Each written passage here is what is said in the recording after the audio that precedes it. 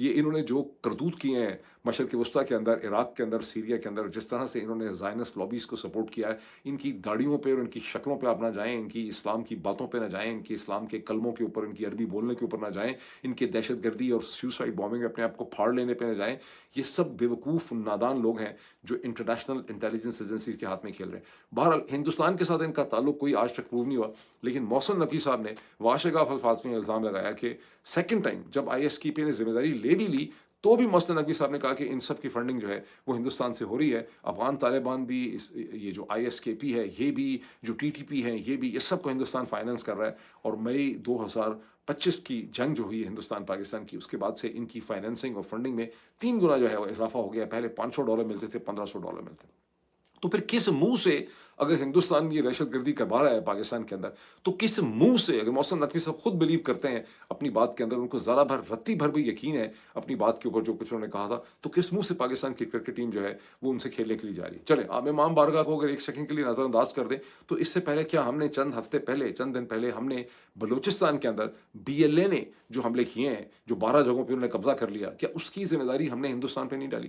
اگر ہندوستان یہ دونوں چیزیں کر رہا ہے، اور بی ایل اے کے کیس میں تو بہت زیادہ ہمیں یقین بھی ہے، اس میں ہمیں محسن نقوی کی ضرورت نہیں، تو بھی پاکستان اگر وہاں کرکٹ کا میچ جا کے کھیل رہا ہے، اس سے کیا پتہ چلتا ہے؟ اس کا مطلب ہے کہ پاکستان کا تو کسی بھی چیز کے اوپر یہ جو موجودہ حکومت ہے، ان کا کوئی فرم سٹینڈ، کوئی کنوکشن، کوئی بلیف ہے ہی نہیں۔ یہ تو ہر دن منڈے کو ایک بات کرتے ہیں، ٹیوزڈے کو دوسری بات کرتے ہیں، ویڈنسڈے کو چوتھی بات کر دیتے ہیں، کچھ اور کرتے ہیں۔ ان کی کوئی سٹینڈ ہی نہیں ہے کسی چیز کے اوپر۔ پھر کس منہ سے آپ جا کے وہاں کرکٹ میچ کھیل رہے ہیں؟ یا آپ کہیں کہ ہاں ہم سے غلطی ہوئی ہے، ہم نے دیکھا ہے کہ یہ ہندوستان کا تعلق نہیں ہے امام بارگاہ پہ حملے کے اندر، ورنہ آپ کس طرح سے جا کے ان کے ساتھ میچ کھیلیں؟ ان کا کیا رویہ ہے؟ ان کے پاس بھی کوئی ایویڈنس نہیں تھی پہلگام پہ حملے کی، انہوں نے فوری طور پہ کہا کہ حملہ پاکستان سے ہو رہا ہے، پھر اس کے اوپر انہوں نے سٹینڈ رکھا، لیکن انہوں نے اپنے آپ کو ٹھیک طرح سے کیلیبریٹ کیا ہے۔ وہ یہ نہیں کہتے کہ پاکستان کر رہا ہے، وہ ساتھ یہ بھی کہتے ہیں کہ یہ روگ ایلیمنٹس ہیں جو پاکستان کے اندر ہیں۔ جب انہوں نے 7 مئی 2025 میں پاکستان کی سرزمین پہ حملہ کیا، تو انہوں نے کہا کہ ہم نے پاکستان کی ملٹری کے اوپر، ڈیفنس انسٹالیشن پہ اور پاکستان کے لوگوں، یہ شہروں پہ حملہ نہیں کیا، ہم نے پاکستان کی ایئر فورس پہ حملہ نہیں کیا،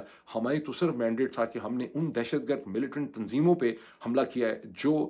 پہلگام کے واقعے کے لیے ذمہ دار ہیں۔ اب ظاہر ہے کہ وہ ایک آپٹکس ہیں، وہ حقیقت نہیں ہے، انہوں نے حملہ پاکستان کے اوپر ہی کیا، اور جن لوگوں پہ انہوں نے حملہ کیا ان بیچاروں کا، فرشتوں کا بھی تعلق نہیں تھا جو کچھ پہلگام میں ہوا ہے، یہ پولیٹیکل آپٹکس تھے۔ لیکن آپ یہ دیکھیے کہ انہوں نے اپنی پالیسی کو کسی پیراہے کے اندر کیلیبریٹ کیا ہوا ہے۔ پاکستان میں آپ نے سیدھا اٹھ کے کہہ دیا کہ جناب یہ تو ہندوستان کروا رہا ہے اس کے جو دہشت گردی ہوئی امام بارگاہ کی، اور اب آپ 15 فروری کو میچ کھیلنے کے لیے جا رہے ہیں۔ مطلب ہے کہ کوئی سینس نہیں ہے اس حکومت کی ڈیسیجن میکنگ کے درمیان۔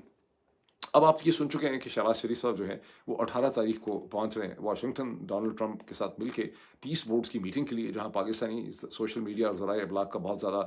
یہ خیال اور دعویٰ ہے کہ وہاں پر اسرائیل کے پرائم منسٹر جو بھی 19 فروری کی میٹنگ میں پیس بورڈز کے موجود ہوں گے، اور وہاں شہباز شریف صاحب ان کو گلے لگائیں گے، ان کے ساتھ کھڑے ہوں گے، ان کی فوٹو اپرچونٹی ہوگی۔ یہ پتہ نہیں ہوتا ہی نہیں ہوتا، زیادہ چانسز ہیں کہ شاید نہ ہو۔ اس کی وجہ ہے کہ اس آج کا دن جو اس وقت امریکہ میں چل رہا ہے، اب اس سٹیج کے اوپر اسرائیل کے وزیر اعظم بنیامین نیتن یاہو اسرائیل سے نکل رہے ہیں امریکہ پہنچنے کے لیے۔ وہ رات کو واشنگٹن میں ہوں گے، جہاں اگلے دن صبح ان کی ملاقات امریکہ کے صدر ڈونلڈ ٹرمپ سے ہو رہی ہے، اور یہ ملاقات ان کی خالصتاً ایران کے حوالے سے ہو رہی ہے۔ وہ اپنے ساتھ ایران سے نپٹنے کے لیے پروپوزلز لے کر آ رہے ہیں، اور اس کے لیے اپنا ملٹری سیکرٹری اپنے تمام ڈاکومنٹس لے کے نقشوں سمیت آ رہا ہے، ساتھ ہی ان کے نیشنل سیکورٹی ایجنسی NSA کے جو ایکٹنگ چیئرمین یا ہیڈ ہیں وہ بھی ان کے ساتھ آ رہے ہیں۔ اور ایجنڈا انہوں نے آؤٹ کر دیا ہے کہ اسرائیل کو امریکہ اور ایران کے درمیان کسی قسم کی بھی ٹاکس جو ہیں ایکسیپٹیبل نہیں ہے، جس سے ایران کے مسل پروگرام، اب نیوکلیر کی بات ہی نہیں ہو رہی، بھاڑ میں جائیں نیوکلیر، اس ایران کے مسل پروگرام اور ایران کی جو پراکسی سپورٹ ہے